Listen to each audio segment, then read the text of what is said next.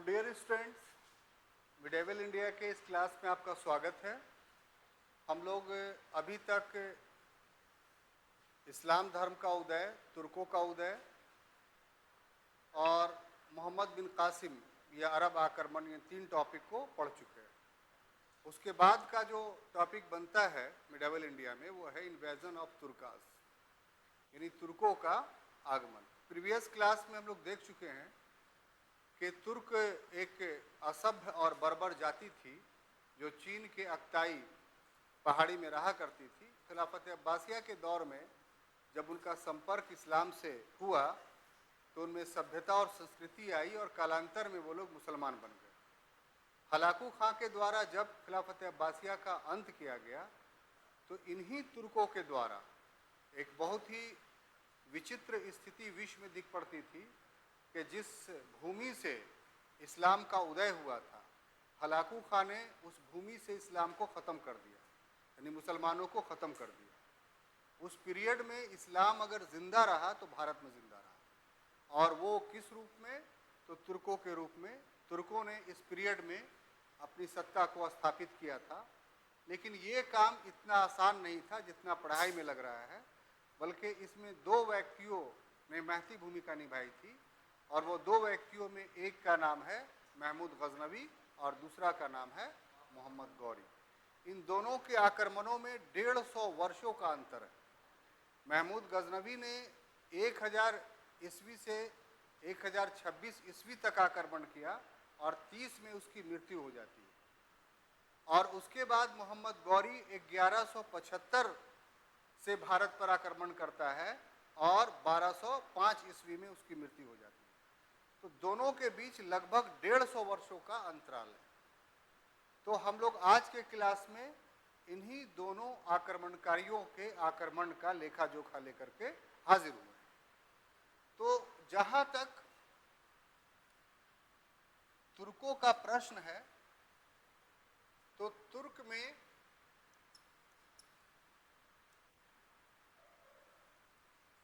दो आक्रमणकारियों ने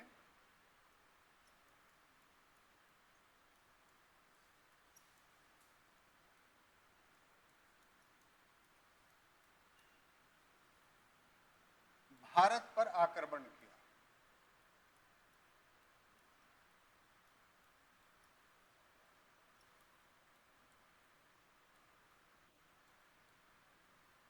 इनमें से एक का नाम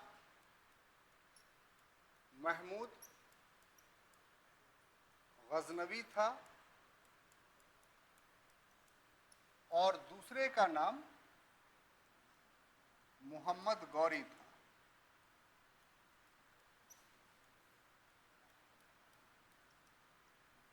महमूद गजनवी का आक्रमण 1000 ईसा पूर्व से शुरू होता है और 1026 ईसा पूर्व ईस्वी में समाप्त होता है, जबकि मोहम्मद गौरी का आक्रमण 1175 ईस्वी में शुरू होता है और 1205 ईस्वी में समाप्त होता है।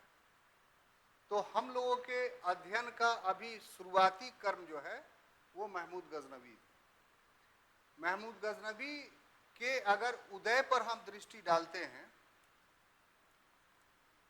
तो हमें पता चलता है कि गजनी में एक व्यक्ति था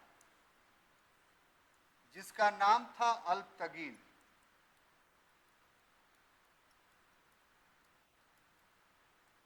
इसके द्वारा गजनी में यामीनी वंश की स्थापना की गई।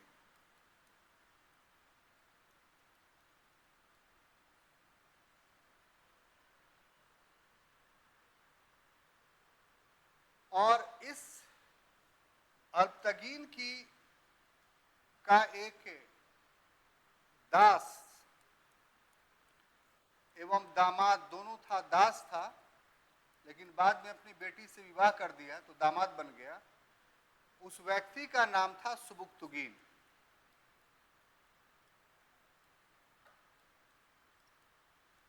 ठीक है। और इसने 977 से लेकर के 98 ईस्वी तक गजनी में शासन किया सुबुक्तगीन। और उसके बाद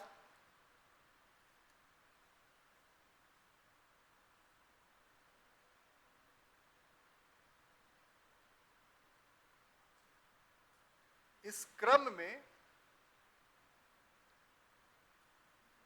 पश्चिमोत्तर भारत में एक वंश था जिसका नाम था हिंदू शाही वंश।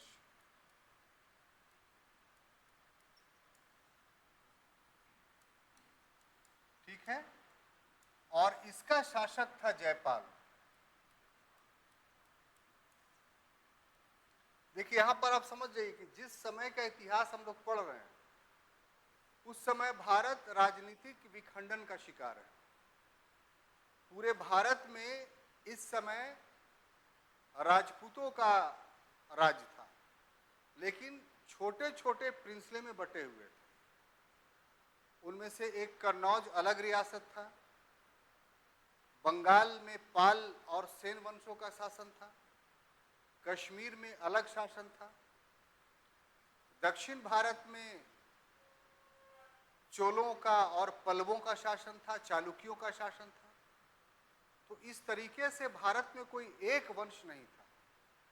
इन सारे वंशों में भूभाग यानी लैंड, संसाधन यानी रिसोर्सेस और प्रॉस्पेरिटी यानी समृद्धि के दृष्टिकोण से कोई शक्तिशाली राज्य था जो इस विदेशी आक्रमण का सामना कर सकता था, तो वो पश्चिमोत्तर भारत का हिंदूशाही वंश था जिसका शासक जयपाल था।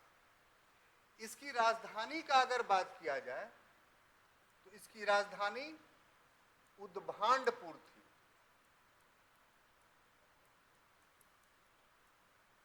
ये क्या था? हिंदूशाही वंश की राजधानी थी। जयपाल ने गजनी साम्राज्य पर, यानी जो सुबुक्तगीन जिसका शासक था, उस पर आक्रमण किया। लेकिन ये आक्रमण जो जयपाल का हुआ वो प्राकृतिक परिस्थितियों के कारण ये आक्रमण असफल रहा। यानी जयपाल जो है वो गजनी को जीत नहीं पाया। जयपाल गजनी को जीतना क्यों चाहता था? क्योंकि जब गजनी पे अल्पतगीन ने अपने साम्राज्य की स्थापना की तो उसके पहले गजनी हिंदूशाही वंश के ही अधीन था। तो इसलिए वो दावा करता था कि ये क्षेत्र जो है हमारा है और इस कारण से हम अपने क्षेत्र को अपने भाग में मिलाएंगे। लेकिन जब ये आक्रमण करने गया, और उस समय का जो वो सब क्षेत्र था बहुत उर्वर नहीं था, या बहुत फर्टाइल नहीं था, या बहुत आकर्षक क्षेत्र नहीं था, अट्रैक्टिव नहीं था, इसीलिए छोड़े हुए था। लेकिन जब कोई दूसरी सत्ता इस्टेब्लिश्ड हो गई तो जयपाल को लगा कि ये तो हमारे साम्राज्य के लिए सुरक्षा का प्रश्न है, इसलिए उसने आक्रमण किया।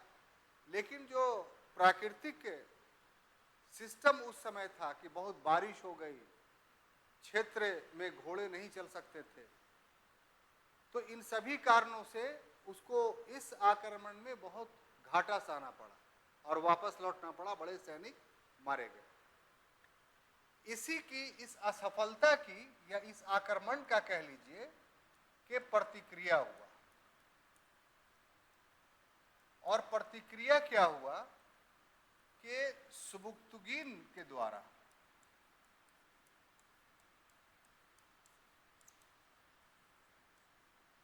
जयपाल के क्षेत्र पर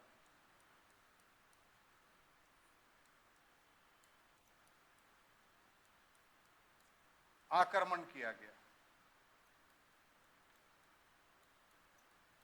और इस आक्रमण का प्रतिफल ये हुआ कि भेरा एवं कुछ दुर्ग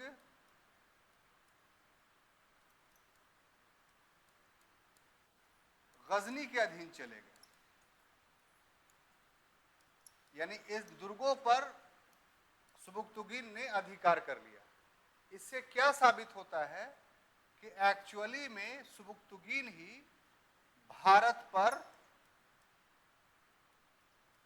प्रथम तुर्क आक्रमणकारी है, महमूद गजनवी नहीं है।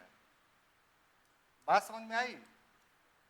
आमतौर पे इस ढंग से हम लोग पढ़ते हैं कि अगर इसको ध्यान नहीं दिलवाया गया आपको तो आप मान लेंगे क्या कि भारत में प्रथम तुर्क आक्रमणकारी कौन? महमूद गजनवी। जबकि वास्तविकता क्या है कि भारत में पहला तुर्क आक्रमण कौन कर रहा है? तो गजनी से पहले सुबुक्तुगीन नामक एक व्यक्ति था जो महमूद गजनवी का पिता था, उसने भारत पर पहला आक्रमण किया। तो यहाँ पर दो बातें ऑब्जेक्टिवली काफी इंपॉर्टेंट है आपके लिए। वो पहली बात ये कि भारत पर प्रथम मुस्लिम आक्रमण, तो इसमें नाम मोहम्मद बिन कासिम का आएगा, और भारत पर पहला तुर्क आक्रमण तो इसमें नाम सुबुक्तुगीन का आएगा, महमूद गजनवी का नहीं आएगा। अच्छे अच्छे लोग जो है इसमें महमूद गजनवी मार देते हैं।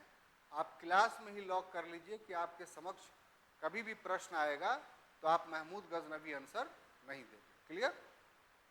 लिखिए, जल्दी आगे बढ़ते हैं, समय बहुत कम है।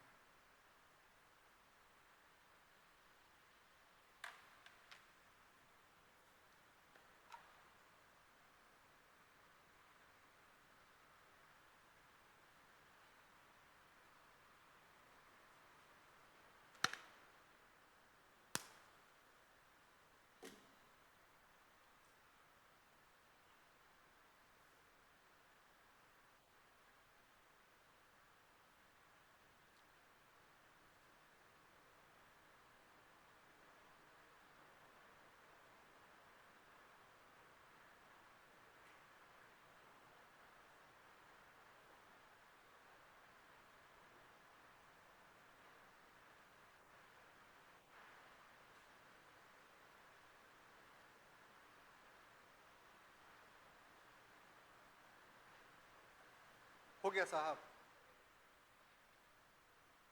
अब देखिए कि 998 में जब सुबुक्तुगीन की मृत्यु हुई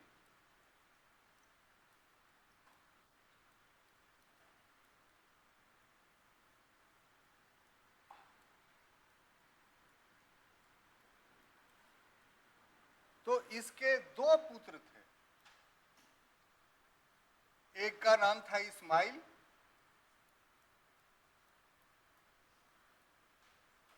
और दूसरे का था महमूद।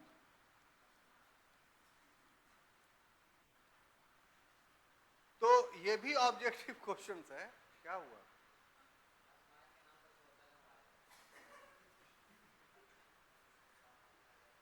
तो इसकी मृत्यु के बाद इस्माइल शासक बना, महमूद नहीं बनता है। ठीक है? लेकिन महमूद और इस्माइल के बीच क्या होता है? गृह युद्ध। और इस गृह युद्ध में इस्माइल क्या होता है? मारा जाता है।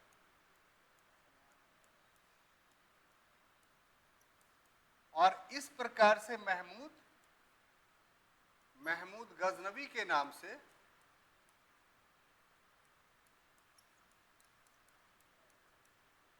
क्योंकि गजनी का रहने वाला था इसलिए महमूद क्या कराने लगा?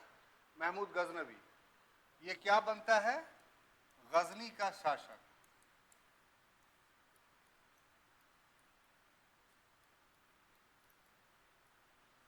अब देखिए महमूद के साथ दो बातें जुड़ी हुई, वो काफी महत्वपूर्ण है आपके लिए। पहली बात तो ये कि इस महमूद गजनवी ने सिस्तान के शासक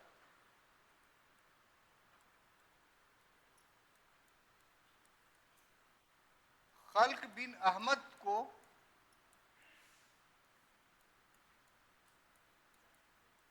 खल्क बिन अहमद को पराजित कर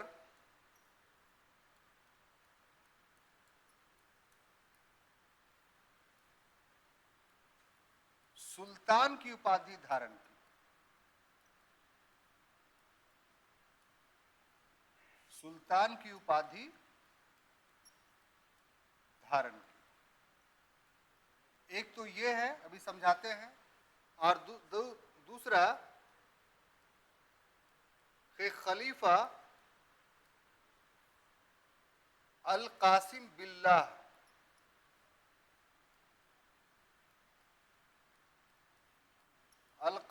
बिल्लाह ने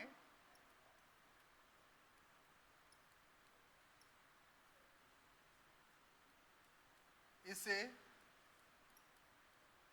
मान्यता प्रदान कर दी।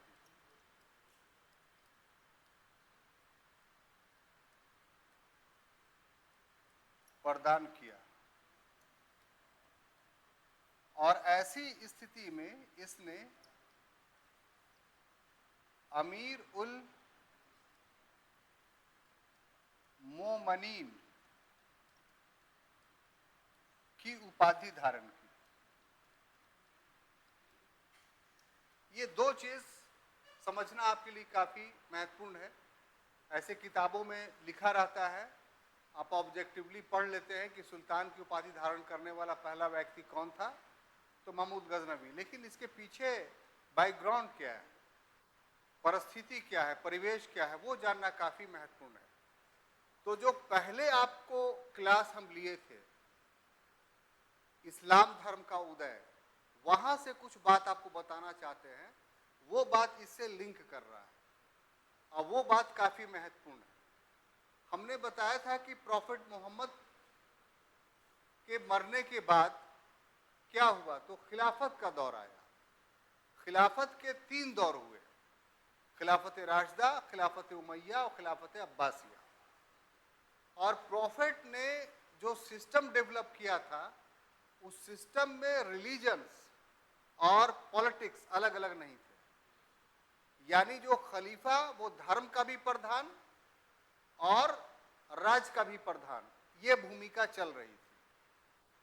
अब ऐसी परिस्थिति में हमने बताया कि खिलाफत अब्बासिया के दौर में 900 ईस्वी तक का जब समय आता है, तो उस समय तक खलीफा बहुत पावरफुल नहीं रह गया था, और उसकी राजनीतिक शक्ति जो थी वो छिन गई थी। और किसके पास चली गई थी, तो समानी, सफावीद, ससानीद और बुईद, ये 4 डायनेस्टियां बन गई थी जो तुर्कों की डायनेस्टी थी और विश्व के अलग अलग क्षेत्रों में पाई जा रही थी। तो अब इस्लाम धर्म का जो धार्मिक प्रधान था वो सिर्फ खलीफा रह गया, और इस्लाम धर्म की जो राजनीतिक शक्ति थी वो इन 4 वंशों में डिवाइड हो गया। तो जो यामीनी वंश एस्टैब्लिश्ड हुआ गजनी में, जिसका संस्थापक अल्पतगीन था, जिसको आप भी पढ़ चुके हैं, और उसी का दास और दामाद सुबुक्तगीन, उसी का पुत्र महमूद गजनवी। तो अभी तक जितने भी लोग थे, तो शासक की उपाधि हुआ करती थी। तो उस उपाधि से कोई शासन नहीं कर रहा था डर करके। मतलब ये था कि अभी भी खलीफा को अप्रत्यक्ष रूप से माना जा रहा था कि हम आपके प्रतिनिधि के रूप में शासन कर रहे हैं। लेकिन सिस्तान जो मध्य एशिया का शासक था, वो सुल्तान की बने वो सबसे ज्यादा शक्तिशाली था। उससे ऐसा आभास था कि वो खलीफा के पैरेलल अपनी सत्ता रखता है। तो महमूद गजनवी ने सिस्तान के शासक को पराजित कर दिया, और पराजित करने के बाद सुल्तान की उपाधि धारण की।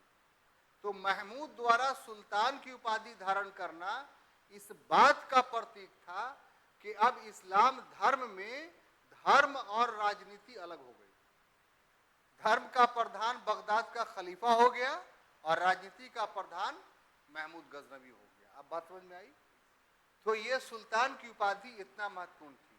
उसी से जुड़ी हुई दूसरी बात थी कि जिस समय उसने उपाधि धारण की उस समय बगदाद में खिलाफत अब्बासिया का जो खलीफा था उसका नाम था अल कादिर बिल्ला। तो ये एक परिवर्तन था इस्लामी साम्राज्य में। तो अगर वो विरोध करता तो उसको युद्ध करना पड़ता किससे? महमूद गजनवी से, और ये कहना पड़ता कि नहीं, तुम राजनीतिक सत्ता के प्रधान नहीं हो सकते हो, प्रधान हम ही हैं। लेकिन अल कादिर बिल्ला ने ये काम नहीं किया, बल्कि उल्टा जो सुल्तान की उपाधि धारण की उसको मान्यता दे दिया, और मान्यता देने दिया ही नहीं, उस मान्यता के बाद अमीरुल मोमिनीन की उपाधि महमूद गजनवी ने धारण कर ली। अमीरुल मोमिनीन का अर्थ क्या होता है? यानी लोगों का अमीर, लोगों का हेड। यहां पर लोगों का अर्थ है मुसलमानों का हेड। तो एक प्रकार से अमीरुल मोमिनीन का पदवी धारण करना और सुल्तान की पदवी धारण करना, ये खलीफा के शक्ति में अंतिम कील था। अब ये साबित हो गया कि बगदाद का खिलाफत अब्बासिया पावरफुल नहीं है, बल्कि पूरी की पूरी शक्ति किसमें आ गई है? महमूद गजनवी में। तो ये कोई सामान्य सी घटना नहीं थी, उसका गजनी पर शासक बनना, सिस्तान के शासक को हराना और उसके बाद अमीरुल मोमिनीन की उपाधि धारण करना। अब इस पर आते हैं कि महमूद गजनवी का उद्देश्य क्या था। ठीक है, तो महमूद गजनवी का उद्देश्य क्या था?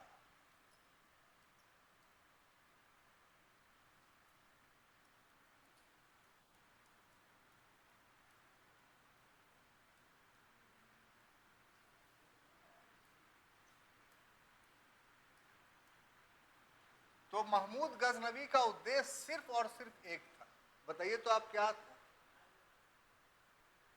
और कुछ बोलिए। ठीक है, आप ठीक बोल रहे हैं, लेकिन थोड़ा जल्दी में बोल दिए। थोड़ा रुक के बोलते तो एक बात और बोलते, और सोचिए। मंदिर, ठीक है, लेकिन ये और आप जल्दी कर दिए।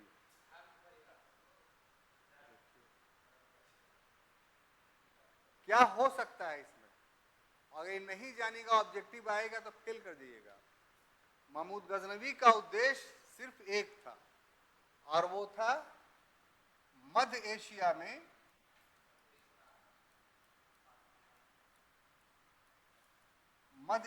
में साम्राज्य की स्थापना करना।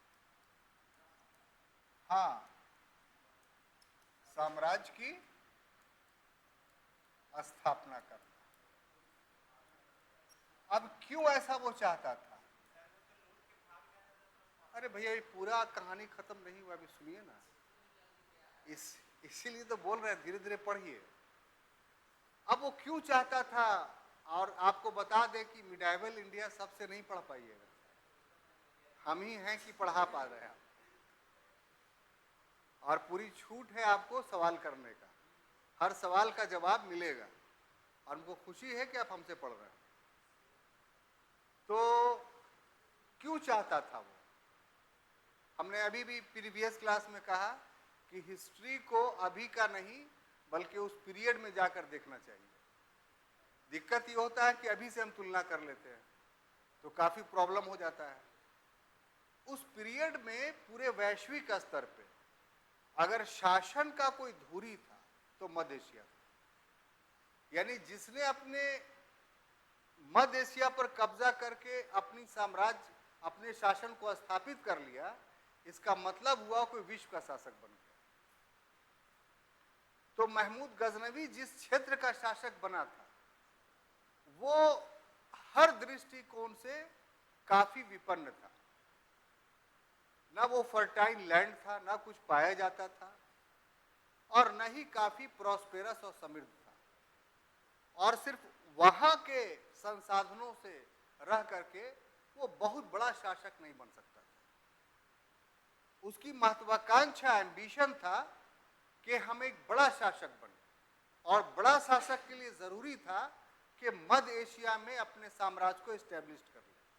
उसका कभी भी भारत पर साम्राज्य स्थापित करना का उद्देश्य नहीं था, उसका उद्देश्य मध्य एशिया में साम्राज्य की स्थापना करना था। और इस उद्देश्य के लिए उसे धन चाहिए था।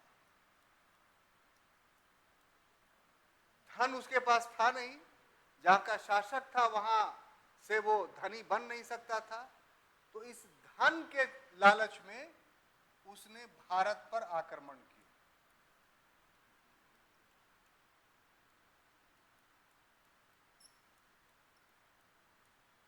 ठीक है, अब भारत पर आक्रमण किए तो कैसे जानकारी आपको मिलता है? तो इस आक्रमण की जानकारी सर इलियट के द्वारा मिलता है। सर इलियट ने इस पर बहुत सारा काम किया है। तो विद्वानों के बीच अभाव है कि कितना। सर इलियट ने जो अनुसंधान करके बताया, रिसर्च करके बताया कि भारत पर उसने कुल 17 आक्रमण किए।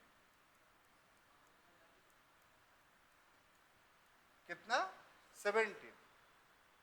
और 17 आक्रमण करने के क्रम में आप गौर से देखिए कि ये सारे आक्रमण जो हो रहे हैं वो 1000 से लेकर के 1026 ईस्वी तक आक्रमण 17 है। वर्ष कितना है? तो 26 है। तो इसका मतलब क्या हुआ कि एक वर्ष वो भारत में आक्रमण करता था और दूसरे वर्ष उस जो भारत से धन लूटता था तो उसका इन्वेस्टमेंट मध्य एशिया में करता था।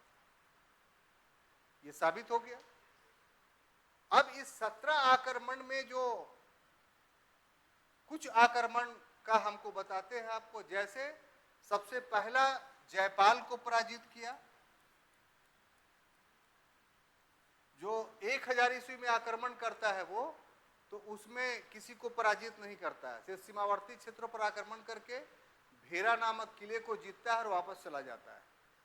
लेकिन 1002 ईस्वी में जो उसने आक्रमण किया वो जयपाल पर आक्रमण करता है और जयपाल इसमें पराजय के बाद वो आत्महत्या कर लेता है। आत्महत्या थोड़ा बहुत नहीं, आग में कूद करके। उसके बाद अगला जो उसका ये है वो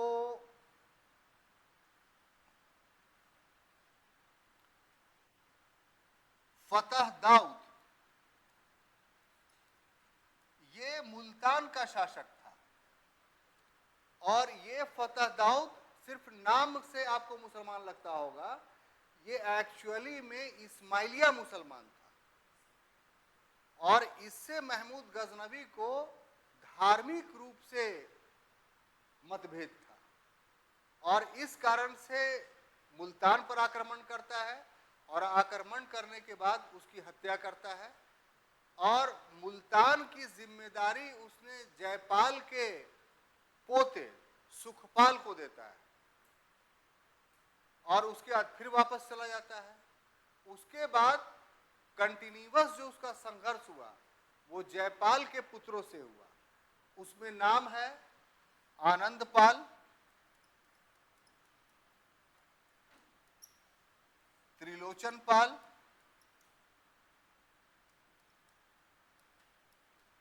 और सबसे अंतिम में है भीमपाल।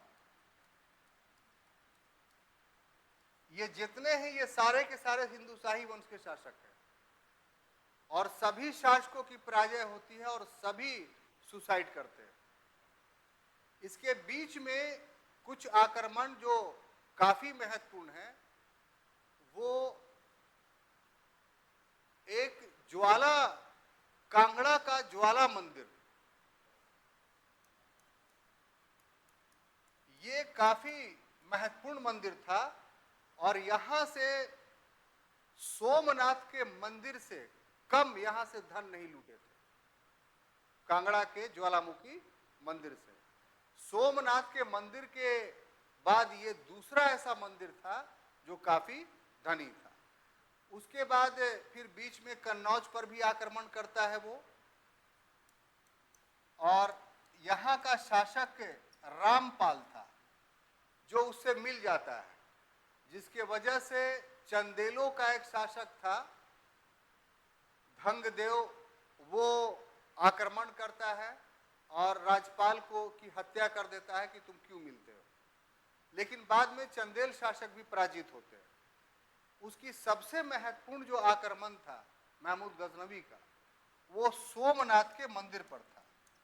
इस मंदिर से उसे अकूत संपत्ति प्राप्त हुई। कहा जाता है कि 17 ऊंटों पर ले करके वो सोमनाथ के मंदिर के दौलत को जो है वो ले गया था।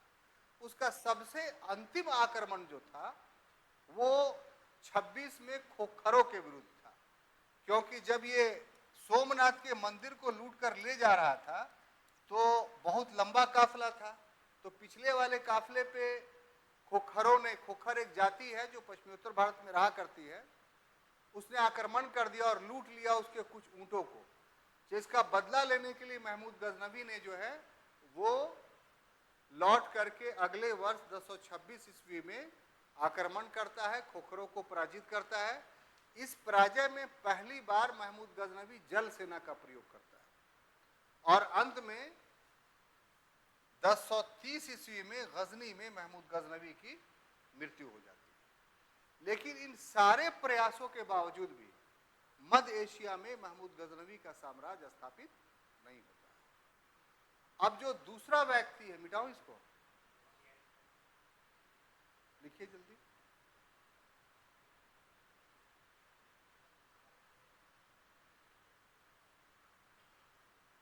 हो गया आप लोग?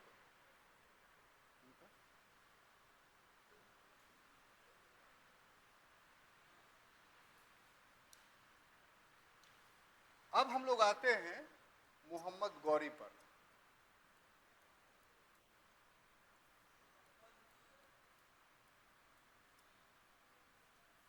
देखिए, ये मोहम्मद गौरी जो था ये एक्चुअली में गोर का शासक था। कहां का? इसका उदय जो होता है गोर में। गोर क्या है? अफगानिस्तान का एक पहाड़ी क्षेत्र है।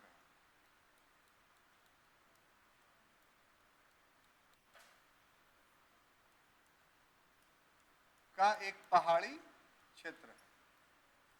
दो पहाड़ियों के बीच में ये क्षेत्र है और काफी सुरक्षित था।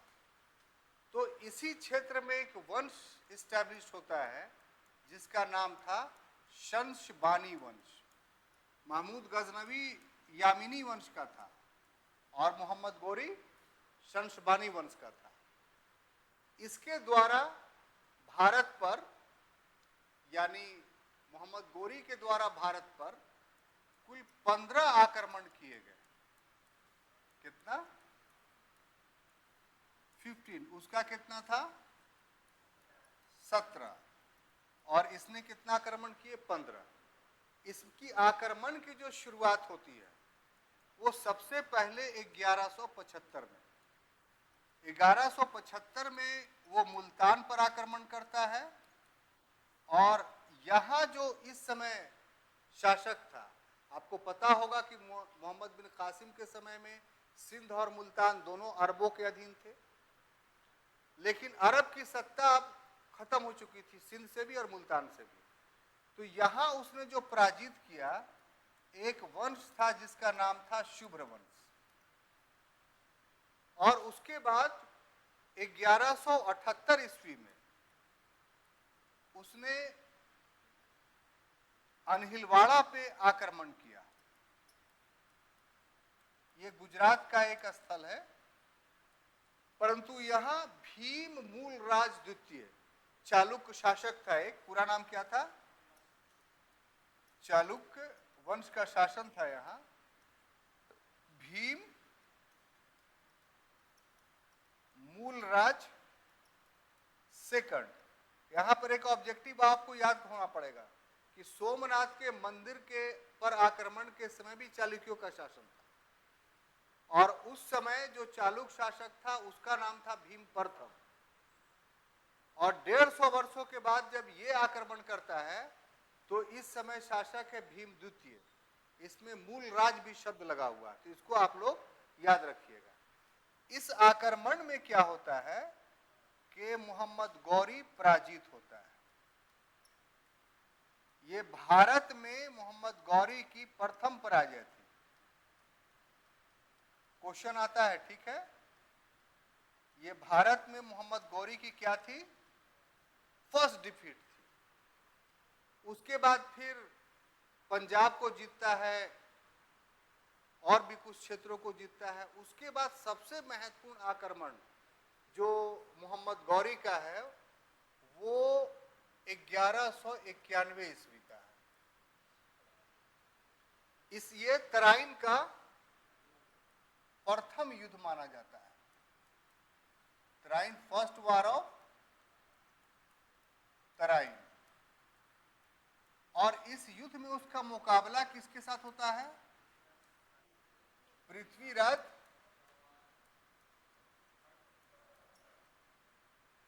तृतीय। ये आपके लिए चौहान इंपॉर्टेंट नहीं है, थर्ड इंपॉर्टेंट है। बात समझ में आई? अगर खाली चौहान लेके चलिएगा और फर्स्ट सेकंड थर्ड दे देगा तब तो आप गोलगप्पा हो जाएगा। इसमें क्या होता है कि इस युद्ध में पराजित होता है। अब इस पराजय से गौरी पूरा बौखला गया, क्योंकि ये पराजय एक्चुअली में उसके यानी अपने लोगों के शिथिलता के कारण हुआ। कहा जाता है कि गजनी लौटने के बाद ये सोया नहीं और जितने उसके सिपासालार थे, सेनापति थे, जिसकी जिसकी गलती थी उसको काफी दंड दिया और इस ढंग से अपने सेना को फिर से संगठित किया। और अगले ही वर्ष यानी 1192 में तराइन का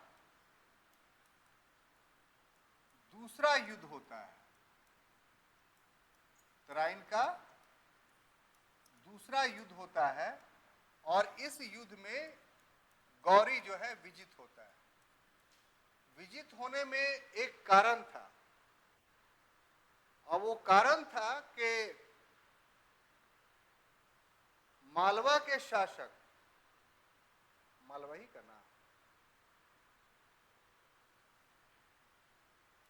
जिसका नाम जयचंद था, इसने मोहम्मद गौरी का सहयोग किया था। स्टेट नाम भूल रहे हैं अभी, देख लीजिएगा। और इसके पीछे जो कॉज बताया जाता है कि आखिर जयचंद ने पृथ्वीराज चौहान के खिलाफ मोहम्मद गौरी को क्यों सपोर्ट किया।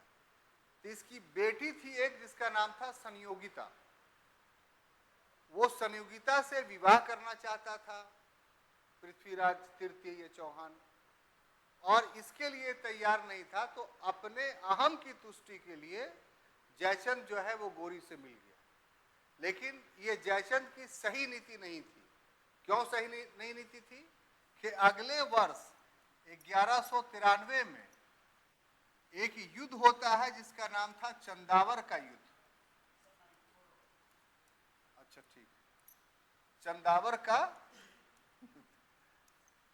इसमें वो जयचंद को पराजित, माने जो अगले वर्ष, पिछले वर्ष जिसने साथ दिया था उसी को अगले वर्ष मोहम्मद गौरी क्या करता है? पराजित करता है। और उसके बाद वो कुतुबुद्दीन ऐबक को, कुतुबुद्दीन ऐबक को भारत में अपना प्रतिनिधि नियुक्त करता है। भारत में अपना प्रतिनिधि, यानी इसका अर्थ क्या हुआ कि महमूद गजनवी का उद्देश्य भारत में साम्राज्य स्थापित करना नहीं था, लेकिन मोहम्मद गौरी का था।